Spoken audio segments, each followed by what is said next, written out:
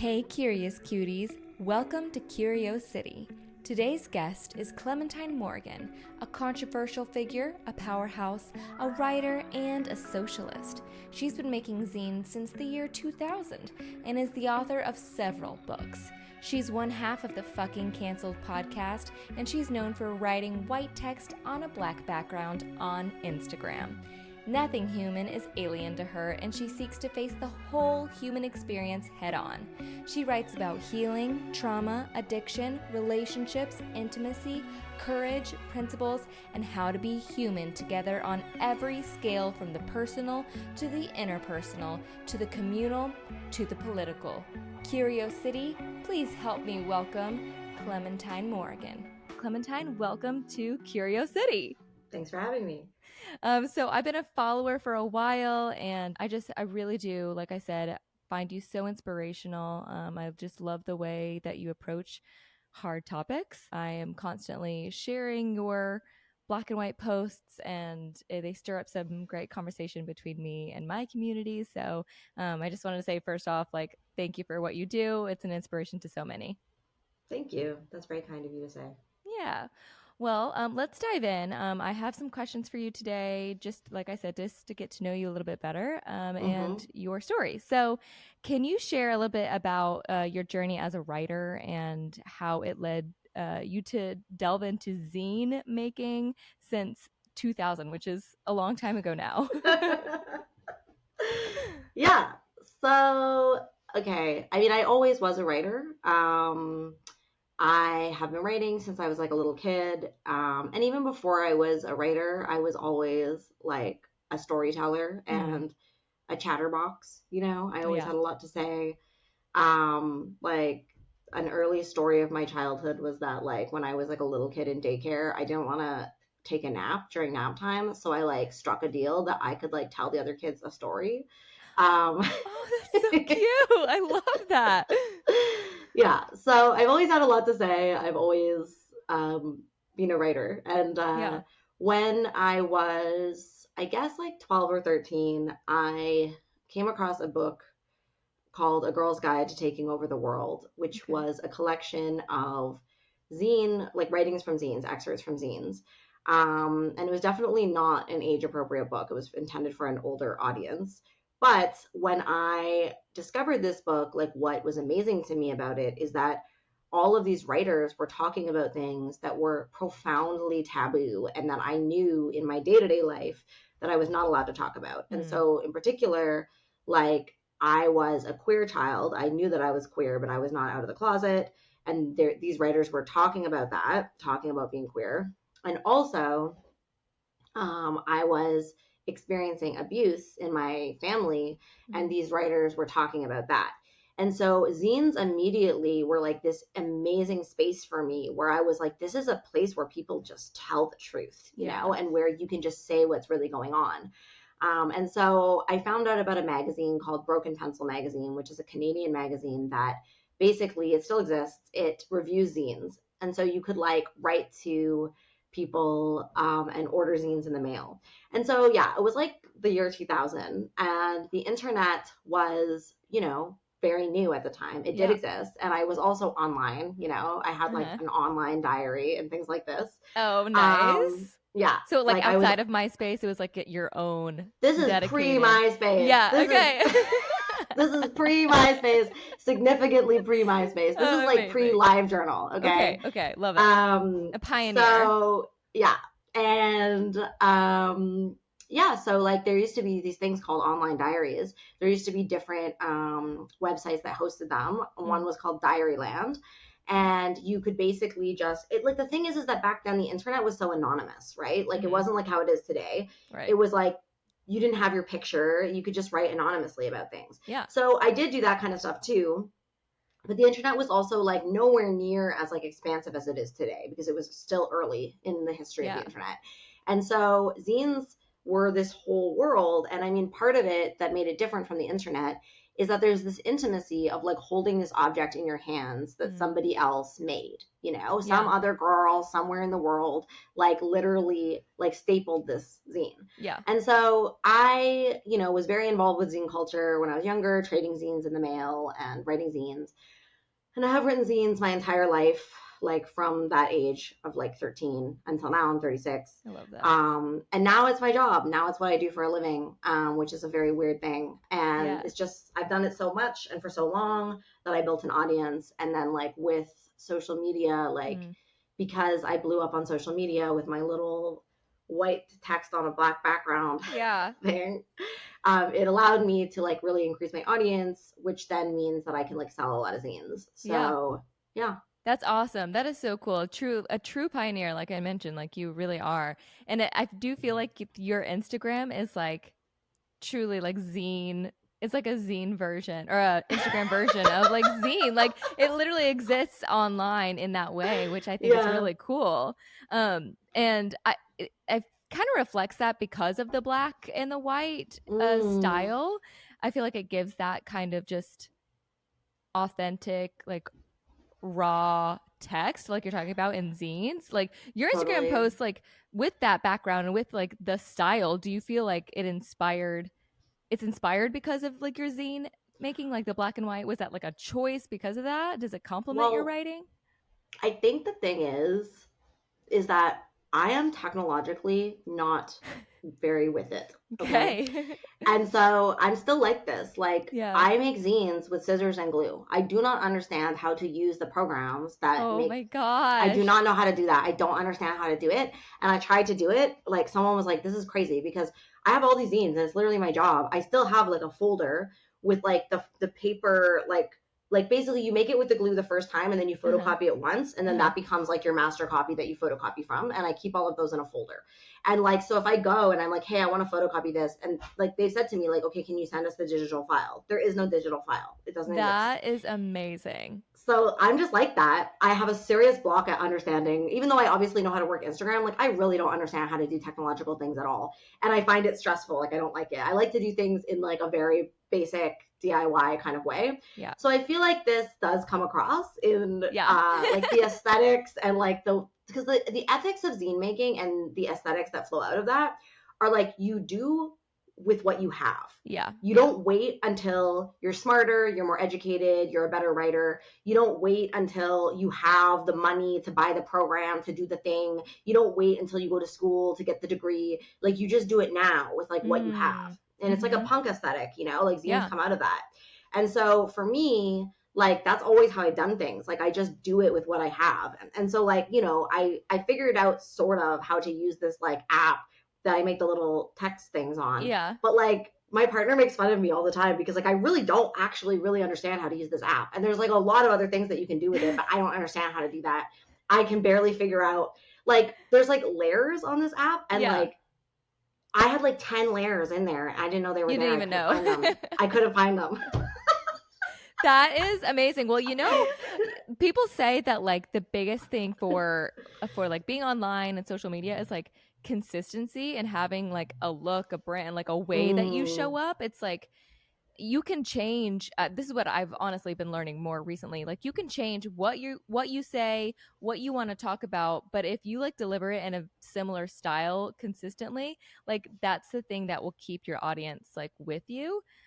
Which has always been hard for me because for me, I like see new trends and I'm like, oh, let me hop on that. Even though like, I mean, I'm also evolving and I'm like, okay, I need to like dial in.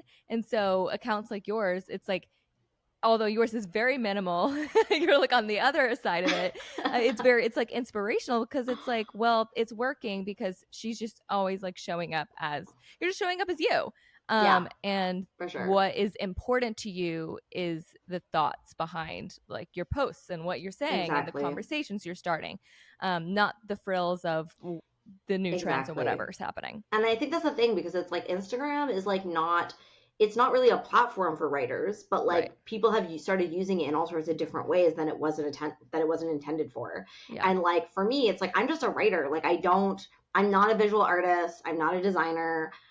And I'm also just like one person. Like I don't have a team, you know, I'm just Clementine. And so I just write. And so like I'm like, okay, how can I put writing on Instagram? And I do it by putting it in these little squares or rectangles. And like I didn't even intentionally like that aesthetic that has now become like the iconic Clementine Morrigan aesthetic. It was totally random and like I didn't put any thought into it at all. I just opened up the app and I was like, okay, so I don't know why it's all like it's aligned to like the right. I don't know why it's like that. I just did it randomly. And it's stuck ever since. Yeah. So I love, and I like how you like describe zine being like kind of, you said it's kind of punk like that, the way you don't have to like have things fleshed out. It's very like, you know, even for yourself, it's very like DIY. It's very like, more like in the moment. Whereas like full on fleshed out books take a lot of time. And actually it's part of a conversation I had recently. We were talking about how I at one point would love to write a book, but I would have to like stop evolving so fast to do that and to feel comfortable to do that, because I've begun many a book but then I'm like my focus and my passions kind of evolve as I evolve personally, and I'm like, I don't think I'm ever going to be able to fully get out a book because I can't sit on something for more than a year and a half or a year and feel just as passionate about it when I started. So totally. Zine making is like, that's kind of, it's piquing my interest. I've published a bunch of books by making zines, you know, because it's like I make a bunch of zines and then when I have enough of them, I turn it into a book. So I feel like it's like a good balance between the two, because you don't just have to stay with one project the whole time. Like you can be putting things out and like, you know, doing as like changing as you're going, but then you can compile things and edit it and turn it into a book at the end. So I love that. So smart. Taking notes over here. So okay, so I want to dive into, you know, you're self-proclaimed, but I mean, maybe others would also agree that you're a controversial figure. And I'm here for it. So how do you navigate the challenges and criticisms that come with your work and activism? So yeah, I call myself a controversial figure because I weirdly am a controversial figure. I don't personally think anything I say is very controversial, but it is definitely treated that way. Yeah. So I just take it on. Yeah. But like, look, so I talk about cancel culture, and that's probably the most controversial thing that I talk about. I mean, I talk about other controversial things too, but my stance on cancel culture is very controversial. And for many years, I lived in fear of cancel culture, right? Yeah. So even though I am this kind of personality that I've described, where I've always been a writer, I've always had a lot to share, I've always been a thinker, like I did go through a period of my life where I heavily self-censored and where I lived in a lot of fear and a lot of like, you know, I was inhibited. I was like hesitating. I was like second guessing myself, not because I questioned my integrity or like my capacity to think carefully and sincerely about things, but because I knew that I was living in a culture that was so fucking intense at like criticizing people, but not just criticizing them, like casting judgment, for sure, tearing them down, character assassination, cancel culture. Yeah. And so I knew that. I lived in that fear for so long. And, you know, I went through an internal process of basically deprogramming from cancel culture, where I started to allow myself to question it internally first and to be like, this doesn't feel right. Like, it doesn't feel right that we're treating each other this way. It doesn't feel right that I have to like tiptoe around and like say I'm sorry when I'm not sorry and when someone's being like absurdly rude to me. Yeah. So I'm just playing along with something that's actually very out of alignment with my integrity. And like the thing about me is that like I have had a really crazy life. I have complex PTSD. And so basically the life that I have and the person that I am has had to come through a huge amount of intentional work. I have been in therapy for 11 years. I spent a decade in 12-step programs. And so I did all of this work, and I continue to do all of this work about getting really real with myself, about who I am, about my integrity, about what I'm doing, about what I think and why, and about being like intentional in my actions, you know?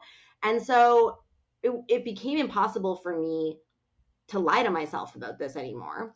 But I was still so scared that I wasn't really ready to just come out and be like, I am against this. But I got canceled. I got canceled for unrelated reasons. Yeah. And so it happened in 2020, which class of 2020, there was many people canceled that year. Yes. And, you know, I was just like accused about not sharing about BLM, which I had shared about. And then I got canceled because I said I have shared about it. It was like extremely absurd. But the extreme impact on my life was literally my worst nightmare. Like I lost all my friends. I had to move. It was like very extreme international level cancellation. Wow. But it set me free. And so after that, I was like, well, the worst has happened. The thing I was afraid of has happened. So I might as well just fucking tell the truth now. And I might as well just say what I think. And so now I do. And I have a podcast called Fucking Canceled where we talk about this kind of thing. I write very honestly on my Instagram and in my zines and in my Substack about my political positions and my thoughts on things. And, you know, I take the work of ideas very seriously. Like I am a careful thinker. I think there's a lot of people who kind of go through this process where when they are sort of like done with cancel culture, they kind of just say anything, or they kind of like, there's like this thrill about saying things that you weren't allowed to say. And I like caution against that because I still think that like we need to be, you know, careful, responsible thinkers. And I'm still a leftist. Like I'm a political thinker and I want to contribute to positive change in the world. So just because, you know, something is controversial doesn't mean that it's good, or doesn't mean that you should say it just because it's controversial. I'm not like an edgelord, but like but like I give myself the freedom to think very seriously and carefully about things, and to express sincere disagreement when I have sincere disagreement, and to say things that I know are going to challenge people. And I do my best to do it in a way that is like compassionate and, you know, measured, but also authentic and personal. And you speak from very personal. The verbiage you use is very personal, which makes it, I think, very digestible. Thank you. Yeah. I mean, a lot of my ideas come out of my own, like, you know, my life and my grappling with stuff over the course of my life and my experiences and stuff. So for sure, like I ground it in my own perspectives and experiences. Yeah. Which I can read, because I can tell it's not to align with a certain set of beliefs.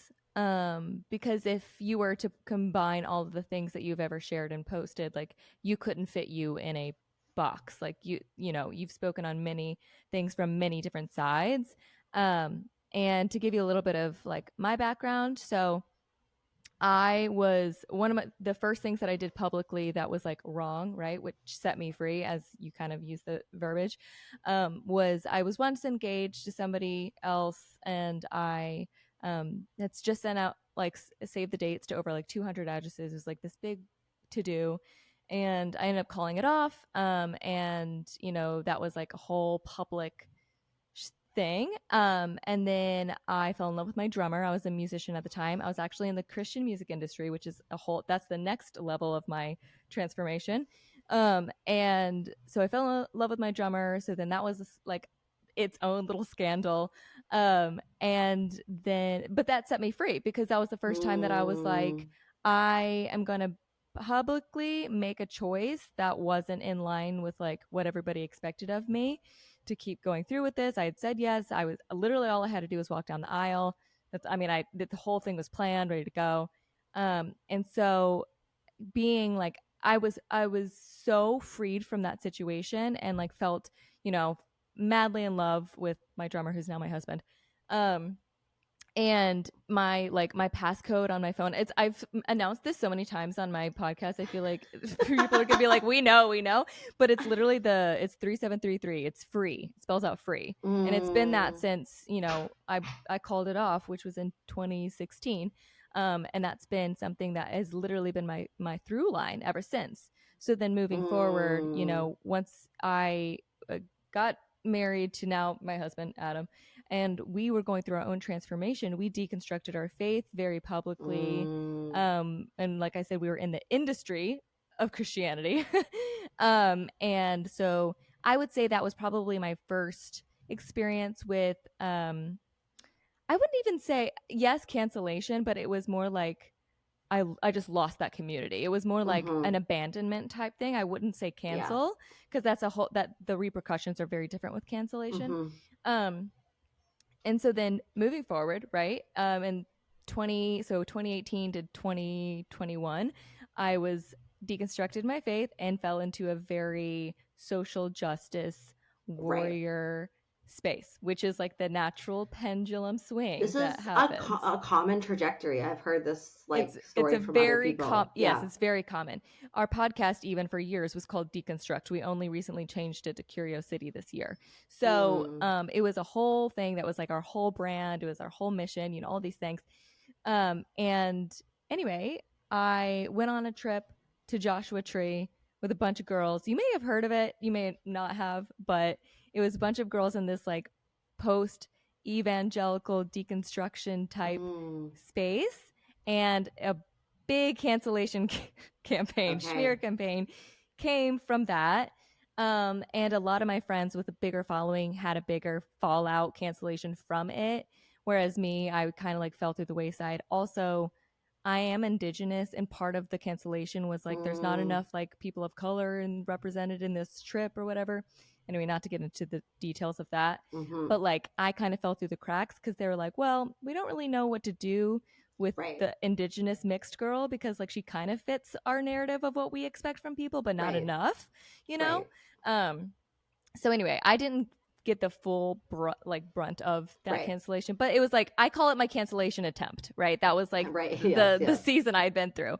So obviously since then, and since 2020 2021, like I was like, okay, I need to readjust my life again. Like I need to be like, the whole social justice thing was not working out. I was like, okay, Mm. critical thinking was really starting to come into play here.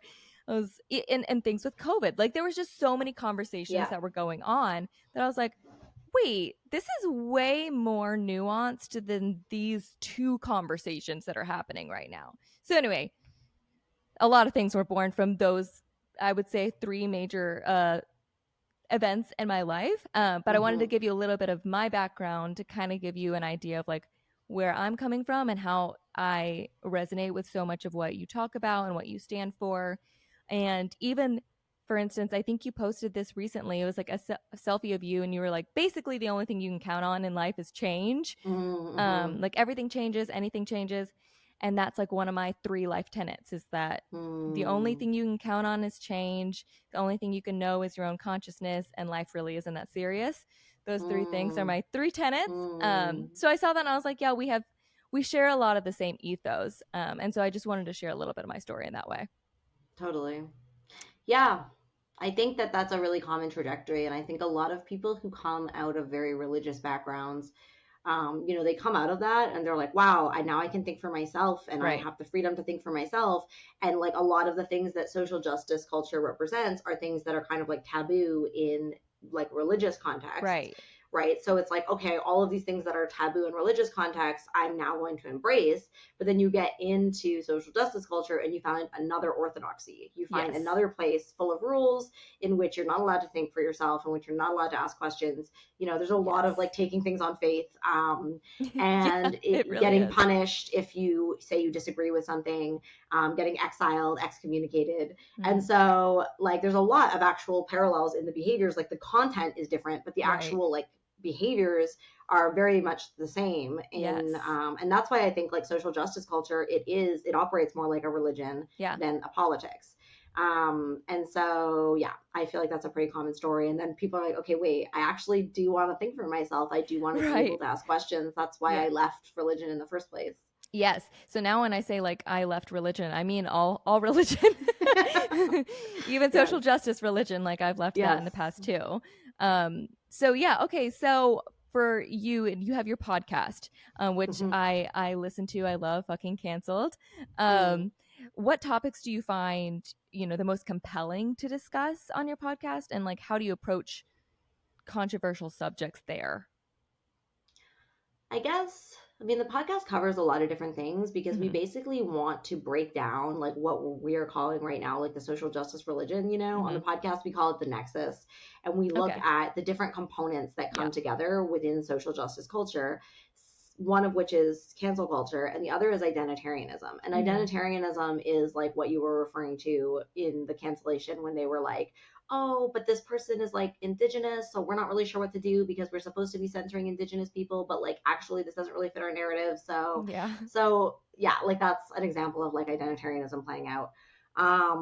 And yeah, so we talk about cancel culture, we talk about identitarianism, but we're also interested in talking about like what to do next, Yes, like love that. because we are very like we're leftists, and like when I say leftists, I don't the only reason I am insisting on still calling myself a leftist is because I think that, a lot of people who reject cancel culture, they start to go to the right.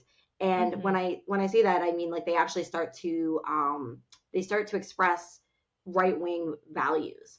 And so when I say I have left-wing values, like what I mean is my fundamental principles is that every single person should have everything that they need to survive and to thrive in this world.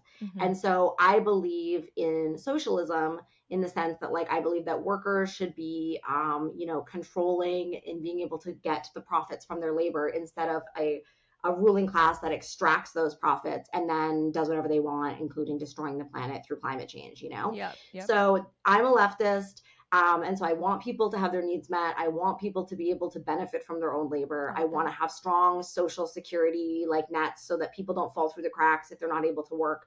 I want the like people who are old to be taken care of. I want there to be public transit. I want there to be healthcare, all these types of things. So that makes me a leftist. And then also I believe in people's right to be who they are, right? And a big thing for me is the idea of tolerance. Like I think we live in a world where we're not all going to agree, and we're not all going to actually we're not even going to accept each other. And I think like the left sort of went to this place of like tolerance isn't enough, we need like acceptance or even like celebration. And I'm like, well, like it's nice if we can get there, right? It's like definitely positive if we can get there, but it's also fine if we can just respect each other and be tolerant of each other even amongst our profound disagreements and differences. Agreed. Because we live in a world with like billions of people, we're not going to agree. Like people have very serious like important to them views that are like actually totally contradictory to each other. And so I'm like, I'm like in some ways I'm a total stereotype of like the social justice people because I'm like queer, polyamorous, like there's like these memes that are like, oh, the polycule is going to the BDSM dungeon after the anarchist book fair, and like that's just an accurate description of my life, and and that's fine. Like I'm allowed to be this way. I like my culture. I like being this way, but I also don't need everybody else to be this way. And I don't need everybody else to even understand or even like accept that I'm like this. They just need to be able to be respectful. And same to me, like to people who are more conservative than me or who have more traditional values than me or who are religious or something, like I can be respectful of them. And without needing to like 100% get on board with everything they believe in. So there's a lot of that we talk about on the podcast. And I don't know, like we cover so many themes, it's kind of hard to like focus in on anyone in particular. But I think like the heart of it for me is like trying to, because I'm talking about this stuff about being a leftist, but like ultimately what I want to encourage in people is that their politics, whatever their politics are, should flow out of their principles, right? And so if you have your principles, your politics should naturally flow out of that. Yes. And so principles are things like, I believe in kindness, compassion, tolerance, like respect of difference, curiosity, whatever. I have a lot of them. Responsibility, humility. These are some of my principles.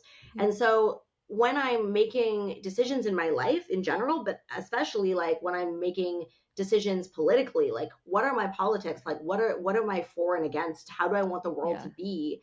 I check them against my principles. I'm like, does this align with my principles? And like, the idea of somebody dying because they can't access medical care because they can't afford it is 100% against my principles, because my principles are about valuing all human beings as equal and being able to have what they need, right? So that's why it leads me to being a leftist, because those are my principles. And so there's so much on both sides of the political spectrum and in many different types of cultures and contexts.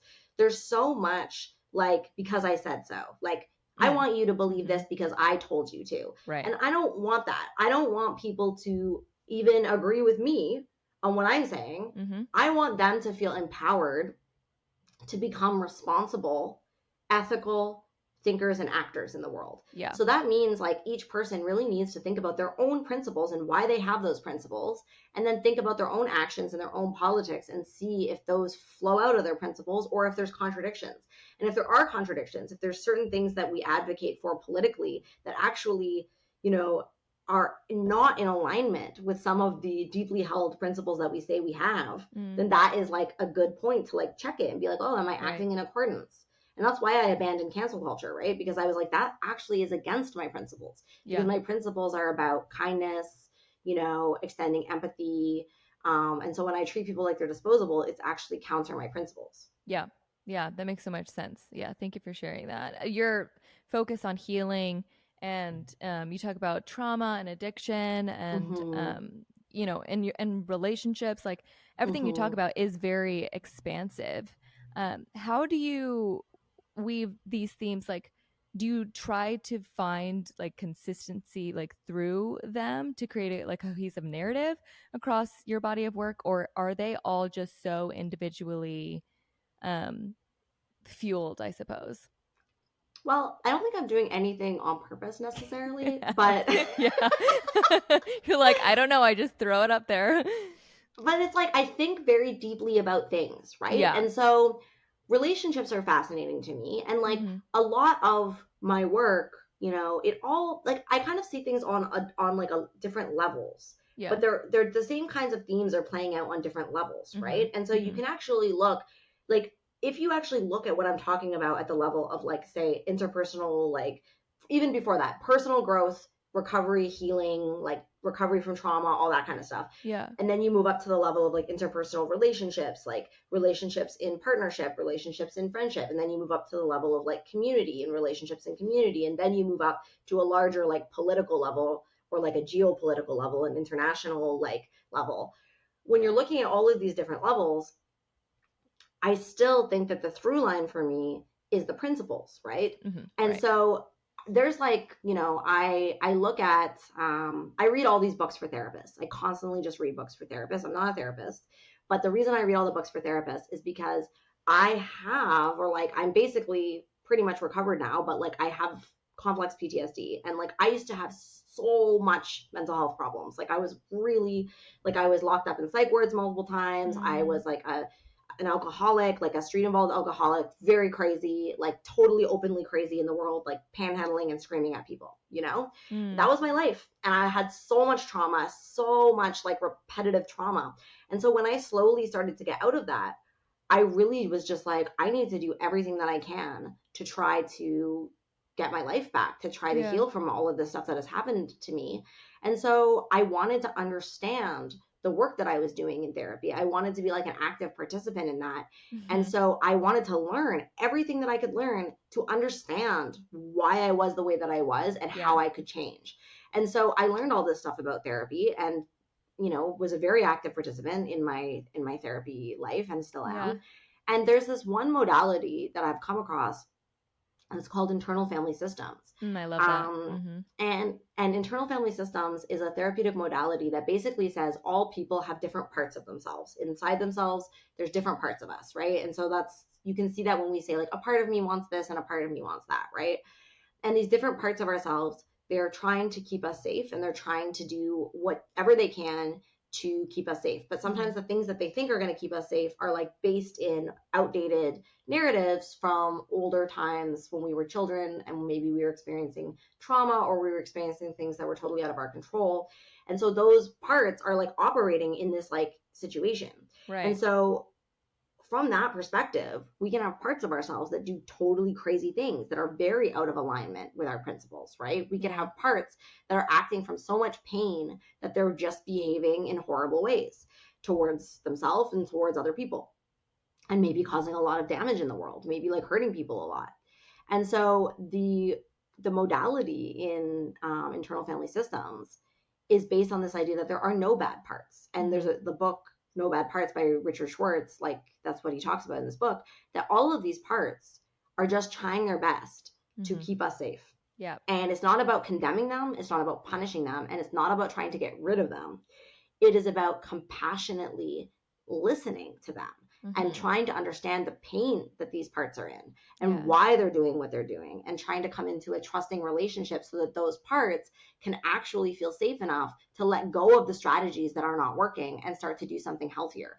And so that's just at the level of like inside your own mind, Yeah. right? But then Right. when you start to move up, that therapeutic model is exactly in alignment with my politics on like a Right. larger scale. Because Right. when we start to move up, that's the way that I advocate for how we treat each other in interpersonal relationships, right? Mm-hmm. Like I read books about like couples therapy, and like I'm polyamorous, so lots of experience with relationships and Mm-hmm. relationship conflict, drama, whatever, and like trying to move through that. And so the same thing is true at an interpersonal level, right? When Yeah. we point our fingers and we condemn, we don't actually get the results we want. But when we are vulnerable and we actually express from our heart our feelings, and we invite the same in other people in a curious and non-condemning way, we get better results. And then when you move up to like a more like community level, or we're asking questions like, what do we do about people who are abusive? What do we do about Yeah. people who have done really bad things? Well, I Yeah. have the same kind of approach. I'm like, okay, well, people do really bad things because they're in pain. People are Yeah. abusive because they are struggling. And so how do we actually like resource those people and try to help empower them to make better choices for themselves, that instead of just condemning them and getting rid of them, right? And Yeah. so we could keep moving up in the scale, but I feel like to me it's organically kind of the same thing. I love that. It's kind of like your principles are a little bit like how I think of like my tenets, but there's Mm-hmm. potentially a little bit more in depth and probably more principles than my three Yeah. tenets. Yeah, I would say like some of my principles are like autonomy and Mm, curiosity. mm, So yeah, just hearing about those and the way that you kind of handle your internal, like how you deal with things internally is reflected in how you deal with others. I think really speaks a lot about how well you know yourself, and so I always applaud that. And I it's something that curious cuties, which is our audience, mm. that a lot of us like tend to lean towards, and that we have in common, and we try to push for is treat. It's not just like, I recently had a conversation and we were talking about how the treat others how you would want them, or how you'd want to be Right. treated. That's true. But there's also a point to where like not everyone wants to be treated the way you want to be treated. Yeah, totally. So, and most of the time, from my personal experience, it most of the time people don't want to be treated the way I want to be treated. For sure. And so it's like finding that balance between like, this is how I'm dealing internally with myself and caring for myself, and this is how I want to take care of other people. And then also having that balance of being like, okay, so many other people aren't going to necessarily respond to the way I'm responding to them, in a positive way. And, navigating other people's expectations of us in that way has been an experience for sure. Totally. I think curiosity like is such a fundamental principle, and I guess Yeah. that's an important one for you guys on this podcast. Yeah. And it's like it's something that I think we can kind of just give lip service to and not really think deeply about what that means, right? Right. To be curious. Mm-hmm. Because to be curious means to admit that you don't know. Right. Like to be curious means always knowing that there's more to find out, and It's always a like question mark. yeah, and like orienting yourself towards the world and towards other people, not with like, oh, I have this preconceived notion that I'm trying to project onto you, Right. or I'm trying to make the facts match something that I already think going into it, which is unfortunately the way a lot of us relate, like in our arguments with our friends, Mm-hmm. in our political understandings of the world. Like Yeah. we start with a preconceived notion and then we try to make things fit, Mm. instead of entering into it being like, okay, what can I understand about this? How can I enter Right. into this with curiosity and also like humility? Because I think curiosity and humility go together, because like the like social justice culture is not fucking humble. It is so arrogant Yeah. in the way that people are always just like, I'm educating you, I'm letting you know, and I'm Yeah. telling you, like, and I'm Yep. like, well, I actually understand what you're saying. I can Right. understand it. I Yeah. just don't agree with you. Right. And like that's not really allowed, right? And so that is like the arrogance of like assuming that everybody has to agree with you and that people can't be curious and think deeply and come to different conclusions. Yeah. Yeah. For sure. And I know you spoke about this like a little bit, but being a socialist, like how do you believe your political beliefs intersect with your views on your personal and interpersonal relationships? Well, yeah, I mean, I think it's kind of like I think my most fundamental belief is that all beings want to be seen Mm. in the preciousness of their singularity. Yeah. So like each being, and like I do even extend this to non-human animals, but also obviously all human beings, like there's only one of them. There's only one you, there's only one me. And we are precious, and we only have this precious life. And we are constantly living in a world that is dehumanizing and that is like degrading that is treating us in a way that does not honor the sacredness of our specificity. Yeah. The fact that there is only one. And so I really try to live my life in a way in which I try to remember that and hold on to that. Yeah. That like every single person that we encounter in our day-to-day lives is someone. Yeah. And in that way, like they aren't exactly like me. It's this paradox of like they are both actually shockingly like me and also fundamentally very different, and being able to hold those things together at the same time, right? Because it's like what you were saying about how like, treat other people how you want to be treated. Well, people are not exactly the same, and what might extend care to me might come across as like rude to someone else or something like that, right? Yeah. But there are certain things that we fundamentally hold in common, which is like, some of the basics are we definitely need shelter from the elements in order to not die. Right. We need to eat food. We need healthcare, we need safety. And we need love. We need relationships. We need community. And we need like the opportunity for like self-expression and for like, self-actualization, these types of things. Right. And so my politics come directly out of that, because I'm like, anything that does not see people is something that I cannot get behind. Yeah. And capitalism is fundamentally dehumanizing, because capitalism is like, oh, you want these things that you need to live, you have to work for it. Right. And if you can't, if something goes wrong, if you're not, it's very cruel, because it's like, oh, sorry, your kid got sick and now you have all these bills bouncing because you didn't have, your insurance didn't cover this illness that your kid has. Well, too bad. Now you're going to lose your house. Like that is just fucking cruel to me. Like I cannot, Yeah. And so I want a politics that is like, that sees that as just so fucking wrong, in which we do not abandon people in this way. Yeah. And like, I think, people who are proponents of capitalism, they want to believe that like, that if we actually gave people what they need, then they would just be lazy and greedy and whatever. Yeah. And I don't believe that, because I believe that people fundamentally are for the most part curious and interested and want to contribute and want to do things.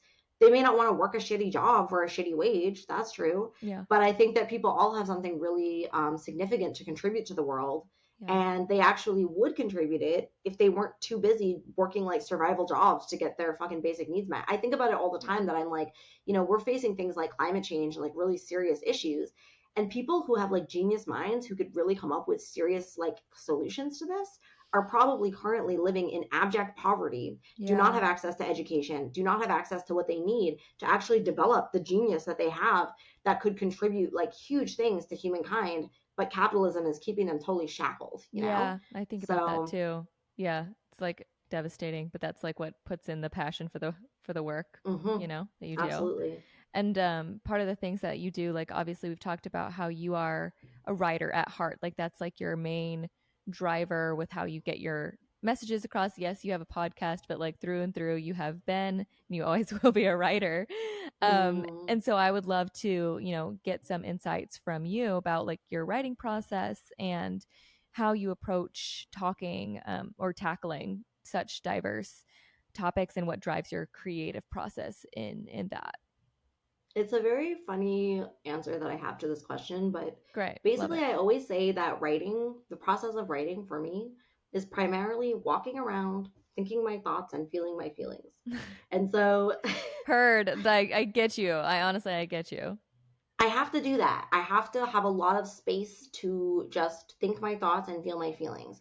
And I think that like, to be a writer, whatever kind of writing you're doing, but especially if you're writing about, like, because I'm not a fiction writer, so maybe fiction writers have some kind of different thing that they're doing. Yeah. But I write about the world. Like, I write about relationships, people, like what's going on. I write about my own life. I write about, like, I make meaning out of the experiences of being alive and, like, trying to figure out what we're fucking doing here, you know?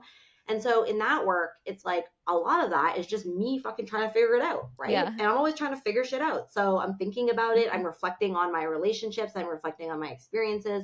And I read a lot. I think reading is a really important part of being a writer because you're, like, putting all these ideas in your brain that you can then work with, right? Yep. And so I expose myself to a lot of different kinds of thinkers. And, like, I have a wide range from, like, political thinkers to, like, like I was saying, all these books for therapists, to I read a lot of fiction. And then I talk a lot about ideas. And so my closest relationships and the relationships that are the most important to me, my co-host is also my partner as well. So I can relate to that. That's like, same. And so when you have that, like, intellectual and, like, ideas-based connection, like, for me, that's so important to relationships. Like, my closest relationships are ones where we can just talk and talk and talk about ideas, right? Yeah. And so that's a place where my ideas are being generated as well. And then the actual writing is sort of like the end part of it, the writing is like, once those ideas are percolating and they're happening, then I sit down and I write. And I don't have a consistent writing practice. I don't wake up at a certain time and write every day or something like that. I'm extremely chaotic in everything that I do. And that's just who I am. But, like, I try to make sure that I do a certain amount of writing every month, and I try to, like, meet certain deadlines for myself, but, like, how and when I do that is flexible. And it's mostly just, to me, it's the work of ideas. And if I'm, like, engaging seriously with thinking, then the writing will come. Okay. Yeah. I love that. Okay. I'm going to ask a selfish question that you may hate. I actually have no idea where you stand on this sort of stuff. Okay. But do you know, like, any of your, like, whether it's Zodiac, Enneagram, Myers-Briggs, like, any of that stuff? Do you know? I know 2 of those things. Okay. Tell me what they are. I am a Capricorn. Okay. Very much a Capricorn. I know that I'm a Capricorn sun, moon, and Mercury. Oh my. Oh wow. Mm-hmm. Okay. So very Capricorn. So I'm a serious Capricorn. I'm a Capricorn moon. Yeah. So I don't, like, know a huge amount about astrology, only, like, the basic level of it, but I can say that I strongly identify with the mythology, like, of Capricorn. Okay. Because the way that I am as a person is, I'm like, there's a mountain, I'm going to climb it. Yeah. And I'm like, makes sense. Like, stubborn, single-minded, like, playing the long game, one foot in front of the other, all of that I high-key relate to. Love. And then I know my Myers-Briggs. My Myers-Briggs is INFP. Okay. And I somewhat wonder, and I feel like I've kind of gone through this process in trauma healing, where I feel like the introversion may be trauma related as opposed to being my natural state, because as a child, I was extremely extroverted in the sense that, like, I was always the kid that was like they were like, is there a volunteer? I was always like, me! And I would like jump on stage, Yeah. And then as I got super traumatized, I became a lot more, like, closed off. And so in my healing, I have noticed that I have become more extroverted as the recovery process has gone on. Right. But I haven't done the test again to see if I'm, like, switching to ENFP or not. But I was always INFP when I was the last time that I did it. Okay, great. Do you know human design or anything like that? I feel like people have talked to me about this. Oh, wait. Okay. Is this the number thing? No. Is it? No, Enneagram's the number thing. Okay. I think I know the number thing. Okay. Enneagram is 1 through 9. So you're, like, one of the numbers 1 through 9. I think I'm an 8. Is that the crazy leader one that, like, that's is, like, really the intense? Challenger? Yeah. So that very much checks out for you. Yeah. I don't know a lot about that, but like, I did a test once, and somebody also was like, I think you're an 8, and I think that's what the test said. So I think that seems true. That makes sense for you. I mean, Capricorn, Enneagram 8, like, all these things are, like, checking out. Okay. Not that any of those things really matter. It's just fun. I like to ask in case, like, people really identify, or if you, like, some people I'll ask and they tell me their Zodiac and they're like, but I actually don't resonate at all. So it's, like, just fascinating for me to hear what people are. I'm a Virgo, Capricorn moon. I'm an Enneagram 5, which is, like, researcher. Okay. And anyway, so, in Myers-Briggs, I'm INTJ, so Okay. thinker and then judgment or whatever it is at the end. Yeah. But yeah, so anyway, I find that really fascinating. So thank you for indulging in my my question. I have a lot of water in my chart. Like Okay. I'm Mars Pisces and Okay. Venus Scorpio. And Okay. so I think like with the INFP as well, like the whatever it is, like the feeling and perceiving, Uh-huh. like because even though I have this extremely driven like energy, Yeah. it is also underneath that like a very water like emotions, perceptions, and vibes. I was But actually getting very watery vibes from you in the sense of like, I mean, I was honestly thinking Cancer. I don't know what your rising sign is, but I feel like water makes sense. You're very like it kind of yeah, comes in my waves. rising is on the cusp of Cancer and Leo. Oh, okay. Okay. Yeah. Wow. Okay. Wow. But you're a Leo rising? Well, this is the thing because I don't actually know because the question is when was I really born? Oh. And like the answer that like my mother gave me, like it's 6:30, but like that just seems like exactly on the dot. Oh, And so you're like, I don't know. I also just I don't know if I like trust the source, you know? Yeah. And I saw this astrologer one time and like Yeah. the first thing that they said to me was like Yeah. they were like, "Are you sure about your rising? Like are you sure about the time?" Cuz that time puts me like literally right at the cusp of Leo. Okay. And they were like that they were like, "Are you sure about this?" And then the second question that they asked me is they were like, "What's your relationship been like with your hair?" And I was like, "What do you mean?" But really, the relationship with my hair has been quite intense because I always had like fire engine red hair when I was young, Yeah. like I dyed it, Okay. and then I like went through a whole thing, and I like was dyeing my hair, and then I shaved my head, and like now I'm like a blonde, you know, Yeah. and so like anyway, that's apparently very Leo. It is. Yeah. Leos like love their hair and they're Yeah. always adorning their hair. Yeah. So Yeah. in that way, the astrologer was like, "You're like the time you have puts you at Cancer, but I feel like you might actually be a rising Leo." So I Oh, don't know. interesting. Yeah, Interesting. Okay. Well, yeah, those little tiny shifts can make all the difference because yeah, your rising sign determines all the rest of your chart. It's your yeah. chart. Your So I don't rising sign is know. your chart leader. So who knows? So, maybe one day you'll find out the truth of the time, Hmm. but Hmm. until then, we'll just keep going. Okay, so you did talk about your principles and how they play like a role in your work. How do they shape the way like you engage with your audience? Okay, yeah. I have a very people get mad about the way that I engage with my audience because I have boundaries. Um, People don't like those. People don't like those, and I have really strong feelings about this because I actually think that like what I am is a writer Hmm. and I am a public intellectual and a thought leader. And I Hmm. know that I'm not allowed to say that because we are supposed to pretend that we are not these things when we are these Oh, things. You know, especially yeah, if I you're a guess. woman, you're not allowed Yeah, to say that. You you're know, right. people get You're really right. fucking mad at me when I call myself a public intellectual. They're like, she is not a public intellectual. And I'm like, I'm actually a public intellectual, and I know that. Like I literally am. But okay. So the thing is like, there's there have always been people who do the work of ideas and who practice leadership in terms of thinking about ideas publicly and like, modeling new ways of thinking about things. There's always Yeah. been this. And many of them are writers, but they don't always take the form of writers. Sometimes they're artists, sometimes they're like politicians, sometimes they're organizers, like they can take different forms. I'm a writer primarily, but I am a thought leader. I am one of these people who is like shaping ideas and then putting them out into the culture and changing the culture. And I know that I'm doing that. Yeah. And like so in the past, before social media, we did not have this sense of entitlement to those types of workers because it is work. True. We would read their books and like listen to them speak, Yep. and we would think about their ideas, and I do encourage people to take their process of thinking about the ideas seriously and not just to like take it on, right? Like you have the right to question it, you have the right to disagree with it.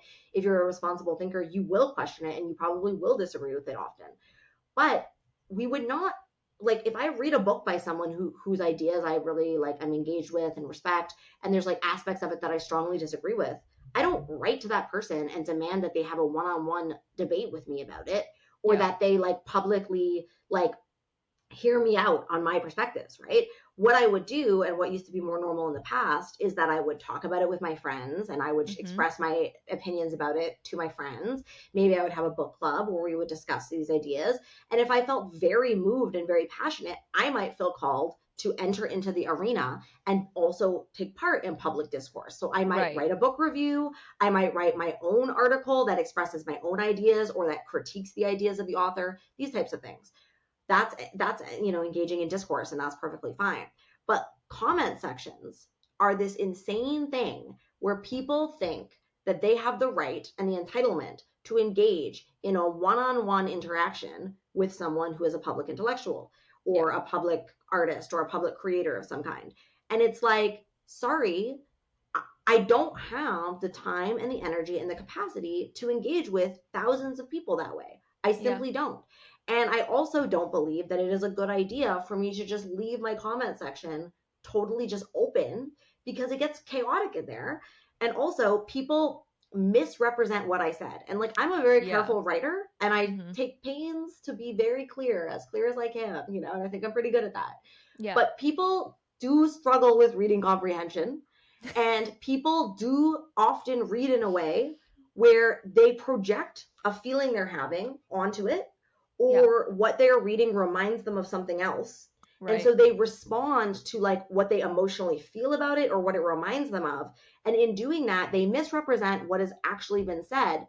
And then other people read that, and then they too begin to misrepresent what's actually been said. And that really bothers me, because it dilutes the clarity of my work. And so I do not allow for this type of thing in my comments. Yeah. I do not enter into debates in my comments. I do not just let people misrepresent my work in my comments. And so I have a closed comment section, and I basically only people who I follow can comment. And even then I restrict people freely. Like, if people are engaging in this way where they're trying to constantly debate me or something, I just don't do it. I'm not doing that. So that's the main thing with that. And I know that being a leader or being in some kind of position like this is very fraught, because we live in a culture that simultaneously pedestalizes people who do this kind of work and holds them up in a way that is not it's not true that this type of work is inherently better. There's actually positives and negatives of doing this type of work. There's a lot of really cool things about it, and there's also a lot of really annoying things about it, and there's a lot of really hard things about it as well. And as much as we want to be because people will be well, how come you get to be a writer? Right? But it's a lot of people who might feel that way don't actually want to be a writer. They just like the idea of it or the way that it sounds.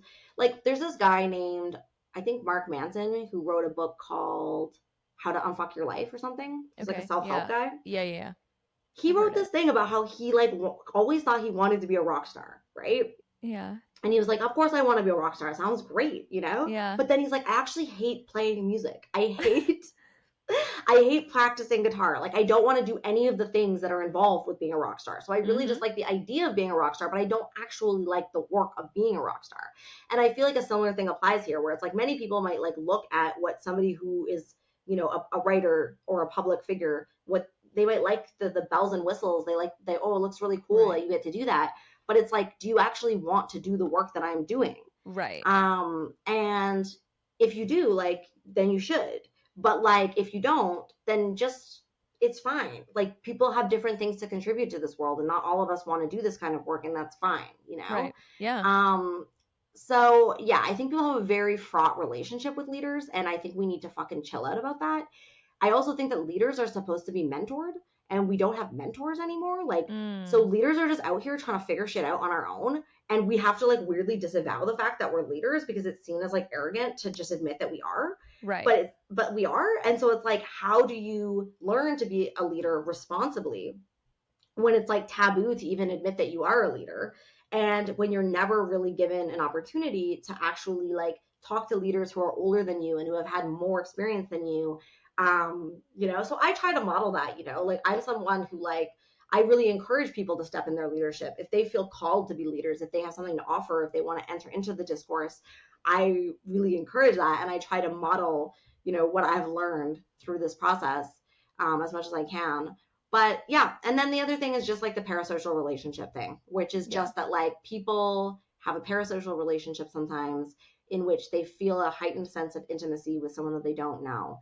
And they think that because they strongly relate to the work, or they have read a lot of it, or they've listened to a lot of it, that entitles them to a certain degree of real relationship with the person that isn't actually there. Yeah. And so I feel like anyone who's a public figure in some regard, especially in the age of social media, has to deal with that to some extent. And I feel like, people can be responsible with that and sort of admit that, like, there's a bit of a parasocial vibe going on, but I know that and I'm owning it and I'm not going to project that onto you, which is cool. And then other people have no self-awareness about it, and it can get into like very inappropriate territory. Yeah, for sure. Well, I really appreciate the boundaries that you have. I appreciate, like, the thing is, like, you cause the discourse with other people. And I can speak from experience, because you don't have, like, a lot of the times you have comments like shut off and there's not a whole lot going on in your posts. It forces me to take that post and post on my story and create discourse there, or send it to a group message, have discourse there. And I feel like what you're wanting and what you're looking for, you're actually getting by turning off that comment section. And I hadn't really thought about that as like a reasoning for it necessarily, but that clearly is one of the major benefits of doing like such thing. And so that's just another thing that I'm like, I admire. I love that. I want to encourage people to take responsibility for their thoughts and for their own desire to take part in discourse. And I don't want people to make me responsible for that. Like, I want them to be responsible for it. Like, and you already did the work. Like, you already thought your thoughts. You already took time navigating how you wanted to communicate this message. Your role is not like deciphering with everybody else. Like, you've already done that with yourself enough. Like, your job is done now. Exactly. And I think that there's this very, like, people are like, well, what? You don't want feedback? And I'm like, in order for me to have arrived where I am with whatever it is that I just said, there was a lot of feedback, because like I said, I talk to people at length. I read at length. Like, it's not like the idea just came out of the void. It's like it came through a very careful process of thinking that already included listening to a lot of different perspectives. Yes. So I think people are just annoyed because they're like, well, what about my perspective? And I'm like, yes, what about your perspective? Yeah. Why don't you go and share your perspective? Like, take responsibility for that. And like you were saying, like, put it in your stories. Like, people do it all the time. You can post my thing and write what you think about it. You can also use that as like a jumping off point. I see things on Instagram that annoy me all the time, where I'm just like, this is annoying and I don't agree with it, even from people who I respect, Yeah. And I do not, even though there's, of course, there's a little part of me that wants to get in the comment section and be like, well, actually, I'm like, no, they have the right to say that. They're contributing to the discourse. I also have the right to contribute to the discourse. And if I have a slightly different view on this, I can always write about it myself and make my own perspective known, Yep. I love that. Okay. So as you've written now, like, multiple books, right? And as an author of several books, which work are you most proud of, if you can choose? And what message or impact do you hope your books convey to your readers? So I think my favorite book that I've written is Fucking Magic, which is a collection of the zine Fucking Magic that I wrote over the course of, like, I don't know, maybe 5 years or something. And it's still, like, it's funny because I really relate to what you said about changing all the time, because like I don't even feel like I'm remotely the same person that I was when I wrote that book. And it's only been a few years since that series concluded, but I have changed fucking profoundly in those years. So I don't even feel like that book necessarily represents me, but it represents the process that made me who I am in a significant way. So that book is really important to me. And what was the second part of the question? It was, and what message or impact do you hope your books convey to readers? I think especially with my books, like, because my books are a lot more of the personal side of the work that I do. They're less overtly political, and they're more about like introspection and like growth and personal work. And I think like the main message that I have from that side of my work is that I'm like, whatever it is, you can face it.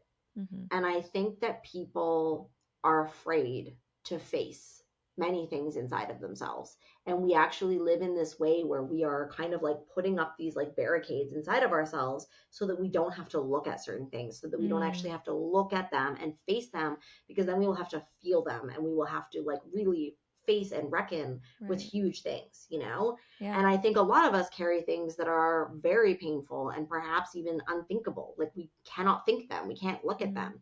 And it results in a very dissociative way of relating to ourselves and to each other and to the world.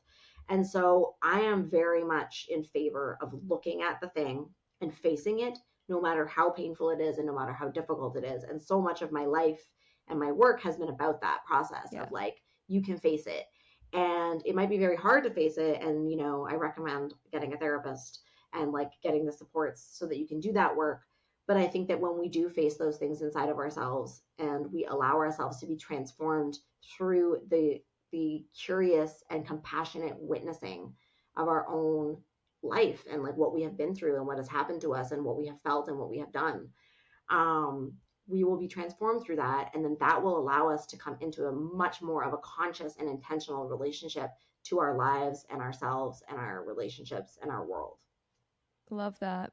I love that. That's like a little bit more of the softer side of things, and it's about like, yeah, just embracing that for yourself. Like you said, like introspection, which I super love. It's something that it's again another shared ethos of like, facing whatever it is like that. It brings that freedom.